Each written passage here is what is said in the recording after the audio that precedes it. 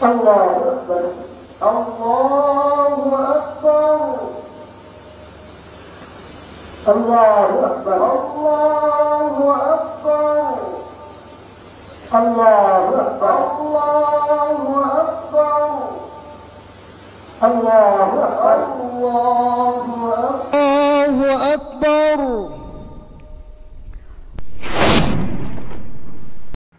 কেমন আছেন সবাই? আমি নজমুল আলবাব চলে এলাম কথা বলতে। ইউনূস সরকারের নামাজের ভিডিও দেখার পর আমার ওই যে নস্টালজিয়া আক্রান্ত হয়েছি। আমার ছোটবেলার কথা মনে হয়েছে, আব্বার কথা মনে হয়েছে। বিষয়টা এমন যে এই ভুলটা সবাই করে, কিন্তু আপনি যদি ভিডিও দেখেন বুকে হাত দিয়ে বলেন আপনি ভুল করেন নাই, ঈদের নামাজে গিয়েছেন এই ভুল করেন নাই, একটা মানুষও পাওয়া যাবে না বাঙাল মুল্লুককে। বাঙাল মুল্লুক কি, সারা দুনিয়ার লোকজন এই ভুল করে। কারণ যখন আমরা নামাজ শিখতে শুরু করি তখন তো এটা একটা নতুন নামাজ রে ভাই, বছরে মাত্র 2 বার হয়। এই নামাজ লোকজন কেমনে পড়বে? তো নতুন নতুন যারা নামাজ শুরু করে এরা এই ভুলটা করে। ইউনূসকে নিয়ে কেন এরকম ঝামেলা করা হচ্ছে, লোকজন ঢং করতেছে, সেটা আমার মাথায় ঢুকে না আসলে। আপনি আপনার মনে করে দেখেন, আমি যেটা করতাম আব্বার পাশে দাঁড়াতাম। কারণ ঈদের নামাজে একটা সুবিধা ছিল, এমনিতে মসজিদে গেলে স্পেশালি জুম্মার সময় গেলে দেখা যেত হুরুতাইন হরো হুরুতাইন হরো, হুরুতাইন ফিসে যাও, হুরুতাইন ফিসে যাও, এইটা বলে লোকজন পেছন দিকে ঠেলে দিত। ঈদের নামাজে এই সমস্যা ছিল না, কেউ পেছনে ঠেলে দিচ্ছে না, আব্বার পাশে দাঁড়ানো যেত। আমি যেটা করতাম, আমি এইভাবে তাকায় দেখতাম যে আব্বা কি করতেছে, আব্বা হাত ছাড়তেছে না।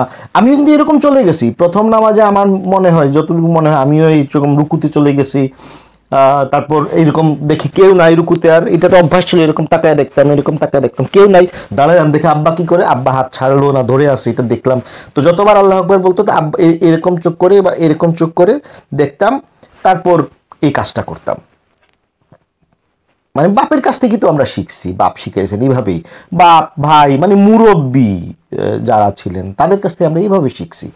তো যেটা বলতে চাচ্ছি এটা হলো যে নতুন নতুন সবার এরকম হয়, নতুন নামাজ পড়তে শুরু করার পর এই ভুলটা সবাই করে। এটা নিয়ে ফাজলামি করার কিচ্ছু নাই, কিচ্ছু নাই। এই ভুলটা কিন্তু অন্য আরেকটা সময় হয়, এইটা ইভেন যারা রেগুলার নামাজ পড়েন তারাও এই ভুলটা করেন, সেটা হয় তারাবির সময়। কারণ তারাবি একই অবস্থা, বছরে একবারই তারাবি হয়, প্রথম 4-5টা তারাবিতেই সমস্যা হয় বিতিরের নামাজের সময়। কারণ এর আগে তো ধরেন 11 মাস লোকজন বিতিরের নামাজ একা একা পড়ছে। এই নামাজে তারাবির সময়ে প্রথম জামাতে সে পড়তেছে নামাজ, প্রথম 2-3 দিন অবশ্যই এই কাজটা করে, অনেকেই করে থাকে যে দোয়া কুনুত পড়ার আগে বেশিরভাগই তো সূরা ইখলাস পড়া হয়, কুল হু আল্লাহ, ওইটা পড়ে যখন দোয়া কুনুতের আগে আবার আল্লাহু আকবার তাকবীর দেওয়া হয়, তখন কি করে লোকজন রুকুতে চলে যায়, রুকুতে যায়, গিয়ে এরকম জায়গাগুলোতে এরকম দেখে, তারপর উঠে আবার এরকম করে। তো এটা খুবই স্বাভাবিক একটা বিষয়, খুবই স্বাভাবিক। অনভ্যাস 2টা কারণে হয়, একটা হলো নতুন নতুন নামাজ পড়তে শিখে যারা, এটা হয়। আর 2 নম্বর হলো অনভ্যাসে। ওই যে ঈদের নামাজটা হলো নতুন নতুন যারা নামাজ পড়তে শিখে, এই জন্য দেখবেন যে ঈদের নামাজের আগে